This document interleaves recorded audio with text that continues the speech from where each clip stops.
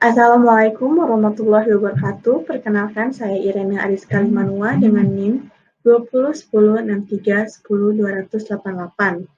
Saya merupakan mahasiswa Inbon Universitas Negeri Makassar dan akan menjelaskan mengenai pasar oligopoli dan arsitektur perusahaan untuk memenuhi tugas akhir mata kuliah ekonomi manajerial yang diampu oleh Ibu Asmiwati. Pasar oligopoli adalah struktur pasar dengan sejumlah kecil produsen atau pedagang, di mana di antaranya pemain tersebut bisa secara signifikan mempengaruhi satu sama lain. Secara sederhana, pasar oligopoli adalah suatu kondisi di mana hanya terdapat segelintir perusahaan yang menguasai pasar. Karakteristik dari pasar oligopoli yaitu yang pertama hanya sedikit perusahaan dalam industri dan saling mempengaruhi. Yang kedua, produknya homogen atau terdiferensiasi. Dan yang ketiga itu kompetisi non-harga. Ada dua macam pasar oligopoli. Yang pertama, oligopoli murni adalah pasar oligopoli yang menjual barang yang homogen, biasanya banyak dijumpai dalam industri yang menghasilkan bahan mentah. Sedangkan yang kedua itu ada oligopoli diferensial, atau pasar oligopoli yang menjual barang berbeda corak. Kelebihan dari pasar oligopoli yang pertama itu memberi kebebasan bagi pembeli. Yang kedua itu mampu melakukan penelitian dan pengembangan produk. Yang ketiga, lebih memperhatikan kepuasan konsumen dikarenakan adanya persaingan penjualan. Yang keempat itu adanya penerapan teknologi baru.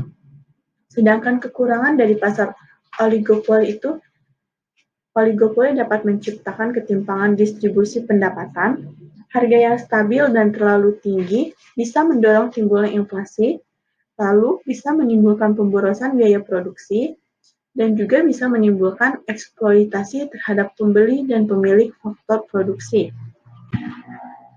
Model oligopoli terbagi menjadi 4. Yang pertama yaitu model permintaan yang patah atau king demand model yang dikembangkan oleh Sweezy. Sweezy beranggapan bahwa kalau ada produsen dalam pasar oligopoli yang berusaha menaikkan harga, maka ia akan kehilangan langganan karena tak ada produsen lainnya yang bersedia menaikkan harga. Namun sebaliknya, produsen dalam pasar oligopoli tidak dapat memperluas pasar dengan menurunkan harga, sebab para pesaing akan menurunkan harga dengan tingkat yang lebih rendah lagi.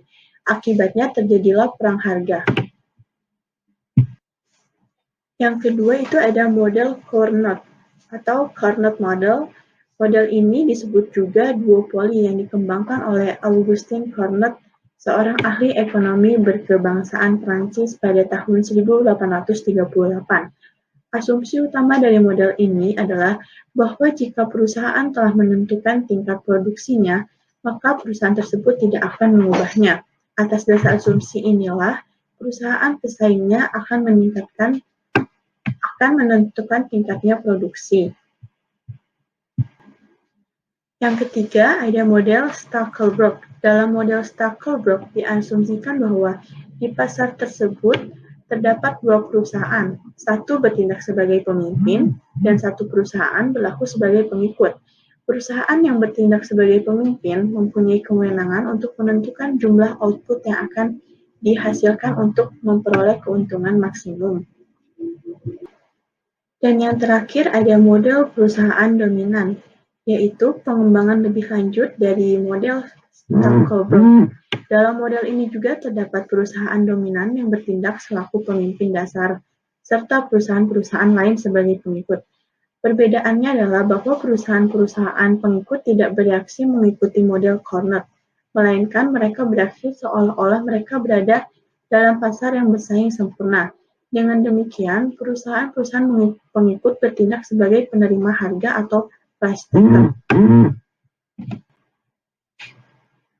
Lalu selanjutnya itu ada hubungan antara perusahaan-perusahaan dalam pasar oligopoli.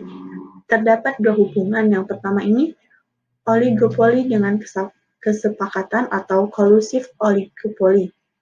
Kesepakatan antara perusahaan dalam pasar oligopoli biasanya berupa kesepakatan harga dan produksi. dengan tujuan menghindari perang harga yang akan membawa kerugian bagi masing-masing perusahaan pada kondisi tertentu. Contohnya adalah kesepakatan produksi dan harga pada OPEC. Yang kedua itu ada oligopoli tanpa kesepakatan, yaitu persaingan antar perusahaan dalam pasar oligopoli biasanya berupa perbedaan harga dan jumlah produk yang dihasilkan. Yang terakhir ada arsitektur perusahaan yang ideal. Arsitektur perusahaan adalah jalan atau cara perusahaan bergerak atau beroperasi dan merespon perubahan di pasar. Beberapa arsitektur perusahaan ideal. Yang pertama ada perusahaan ideal berkonsentrasi pada kompetensi inti dan mensubkontrakkan seluruh aktivitas lainnya. Yang kedua, perusahaan yang ideal akan mengoperasikan pabrik atau perusahaan dengan benar-benar efisien. Yang ketiga, perusahaan yang ideal adalah perusahaan yang biasa dengan segera beraksi atau real-time enterprise. Dan yang terakhir yaitu perusahaan ideal mengkombinasikan fisik dan maya dengan tanpa halangan. Sekian yang dapat saya jelaskan. Mohon maaf apabila terdapat banyak kesalahan. Wabillahi taufiq wal hidayah. Wassalamualaikum warahmatullahi wabarakatuh.